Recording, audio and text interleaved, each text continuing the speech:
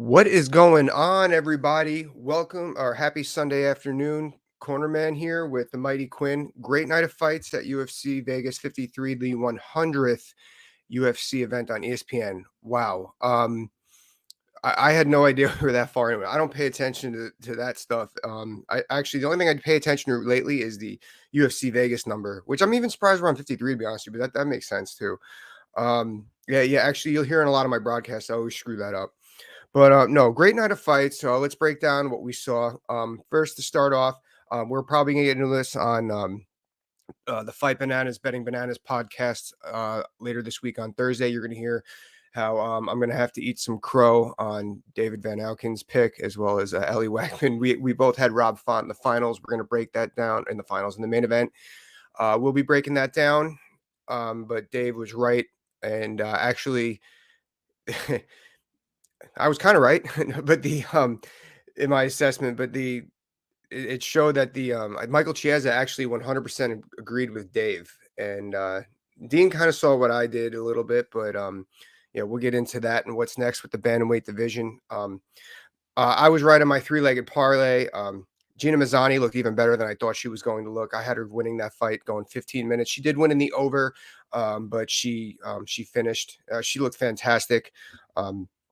Other fights that stuck out here. And by the way, and we're gonna get into this later. Great job by the judges. We always crap on the judges, myself included. Not tonight, not last night. They absolutely that was a hard night of fights to call, and they stuck to their guns and they got everything right. Great job, Nevada State Athletic Commission. We'll get into that in a little bit. Christoph Jotko. I thought he looked great. You know, I had that fight going that way. He just totally capitalized. And when he was creating damage and scoring, he was really making it count. Actually, his offensive wrestling looked a lot better than I anticipated as well. I didn't have him shooting in like that on Gerald, but he did. He got his takedowns. He landed them. His takedown offense, even though he's not a bobbing in and out kind of guy, it kind of reminds me of the same aspect of George St. Pierre on the defensive side. He uses his striking to an advantage so well, or that he's able to use his footwork and his range. He's so tough to take down. You're never going to take down somebody like that in the center of the cage. You got to bull rush him somehow against the cage. And good luck trying to do that because, man, that boy can strike. The next one we got here is, let's see. Oh, should we save that one? No, let's get right to. Oh yeah, Brito beating Andre Philly. I didn't see that happening. Great job by Brito. I'm really looking forward to seeing what happens with him next. So okay, we'll get right into this to the co-main event with Andrei Arlovski versus Collier. I forgot for Jared Jacob Collier, but whenever I think of that guy's name, I think of the dude from Friends, Coulier, David Coulier. But what did I see with that one?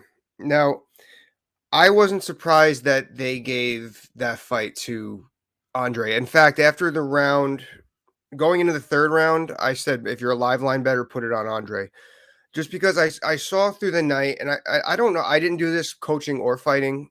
I don't expect anyone else to either. There's too much going on, but it's something to think about. And actually, I want to discuss this with a few other people. I saw early on in the night, the judges were more convinced on winning through volume as opposed to cage control. Now, what do I mean by cage control? I don't necessarily mean against the fence. I mean like who's controlling the center of the octagon. And Collier was doing that. And man, those some serious stiff jabs in that fight. Collier, he was trying to test Andre's chin, as Michael Bisping brought up, was still on. You know, he still had a good chin. Now he was controlling the center, but Andre was striking and moving, particularly with those leg kicks. Even though they weren't extremely convincing and damaging leg kicks, they were still scoring. And there's a lot to be said with that. Corner did a great job with telling him to mix it in, but he kept the volume up, and I think ultimately that's what won him. I know he got taken down in the last 10 seconds. I am not a firm believer in throw away the last 10 seconds of scoring a fight. It's still part of the round. So I don't understand where people come up with that convention. Throw away the last 10 seconds or whatever happens. The main event's gonna talk to us about that. But so yeah, I saw early on in the night that the judges were more convinced on volume rather than cage control and pushing forward.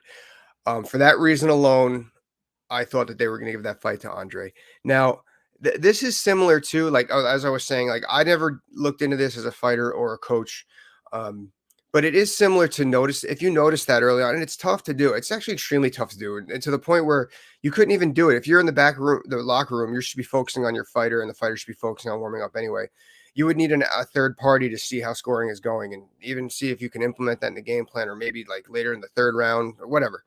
But this is the similarity of noticing an umpire has an outside strike zone or a high strike zone today. Oh, he's giving them at the letters today, or he's taking it off the plate today. It's the same thing as that. That's what the judges were looking for last night, and they stayed consistent. They stayed consistent. Now let's go into the main event with.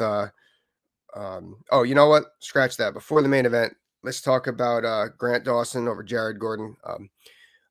Ellie, congratulations. I'll be talking to you, I'm sure, more about that on Betting Bananas. That's your fiance. I uh, I thought he looked great. Obviously, he's very happy with his move to American Top Team. I saw Pitbull and Mike Brown in his corner, as well as Thiago Moises, one of the hardest workers in the gym. Uh, his taking that back was that was slick, and he did it 3 times to a really solid grappler. That was that's no easy feat, whether you're coming from wrestling background. That was the way he just sunk those hooks in and spun behind. The way he was able to drop that weight was really serious. And then he called it the cranky 5-year-old choke. That I was joking on a text. That would have made me the cranky 35-year-old because that that was effective. Clearly, he what was it 40 seconds left in the 3rd round. Yeah, that was great performance by Grant. And I agree with him. I want to see him fight a top 15 fighter. I want to see him break those top 15, top 10 rankings. I think he's ready. Was that his 17th or 18th fight? I want to see that. Let's see who's. I got to break down the division a little bit. 55. 55 obviously is a tough division. Hmm. All right, I'm gonna have to do a little more homework to see who. Maybe we could break that down after. Maybe we could break that. Let's see. Let's pull up Tapology. Let's see UFC. Always use the Google, right?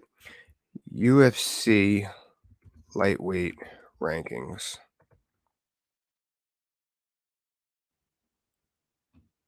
Okay. Lightweight division. Who's gonna fight? Who's gonna fight Grant Dawson next? Daniel Hooker, great fight. Yeah, I like that fight. Diego Ferreira, I feel like he just lost.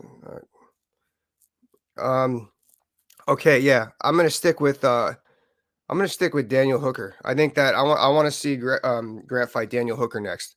That's the fight that I want to see. It's gonna be a real scrap. UFC, book it. I want to see it. Maybe I'll have Grant on. Hopefully, I can get Grant on. Maybe next week. We'll see if I can work that out. Now to the main event, and now again, I want to give the judges their due.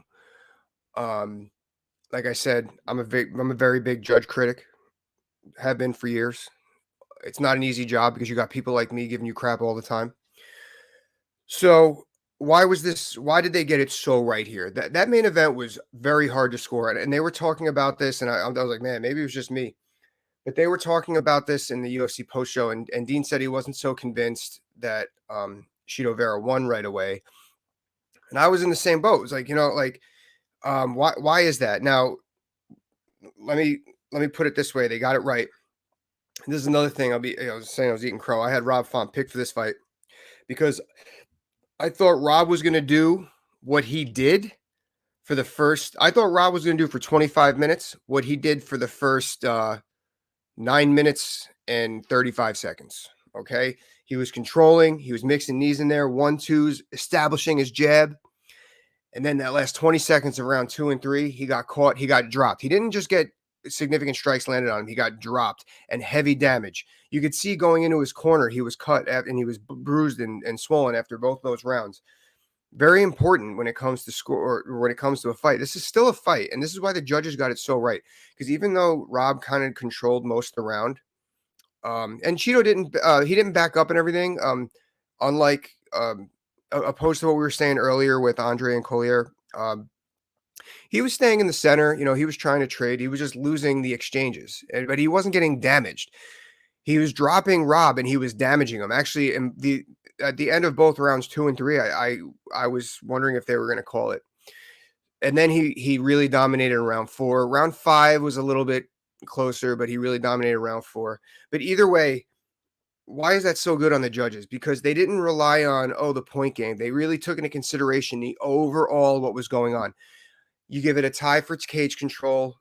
The volume goes to um, Rob, but the damage and importantly the knockdowns went to Cheeto, and that's really important to keep in mind here because I think that a knockdown is like the grand slam of a round. That's what I think. I mean, I'm a wrestler, but I think that the knockdown is the grand slam of a round. That's just the way to do it. And he did it. He didn't do it in the last 10 seconds. He did it with 20 seconds left, and he constant damage, constant damage, constant damage. And I just think the judges did a fantastic job giving those rounds to him. Like I said, that was not easy. And a lot of you people, like, you're not gonna take that in consideration. So pat the judges on the back. They really got it right last night. Going forward, I would like to see him fight. Dean Thomas said this as well.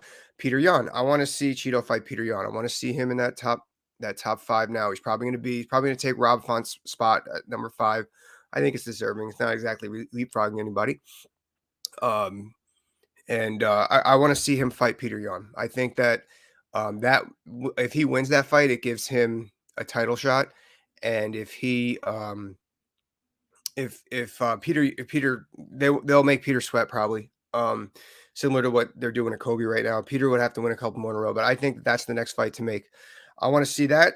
I want to see that card. I want to see that fight and Daniel Hooker, Grant Dawson on a future card in the UFC. That would blow my skirt up beginning fall, like early Q4, late Q3.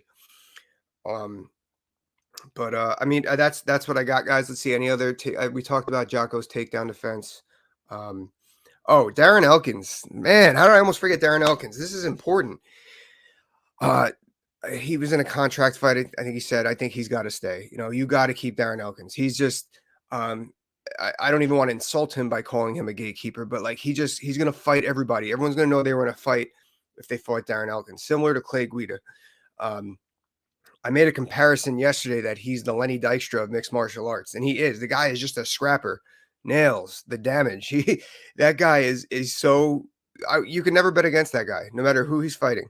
I remember John Anik referred to the Masad Bektik fight, one of the greatest comebacks ever. That was insane.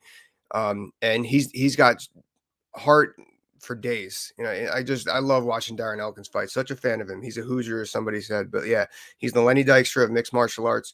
I would love to see that guy still around. He might even have a top 15 opponent coming up his way. And what else we got here? What else we got? Yeah, that's it, guys. Well, I appreciate you watching. Let me know what you think. Let me know what we could talk about during the week. I got some good topics of discussion, some good guests coming on. And we will talk to you soon. Have a good one. Bye-bye.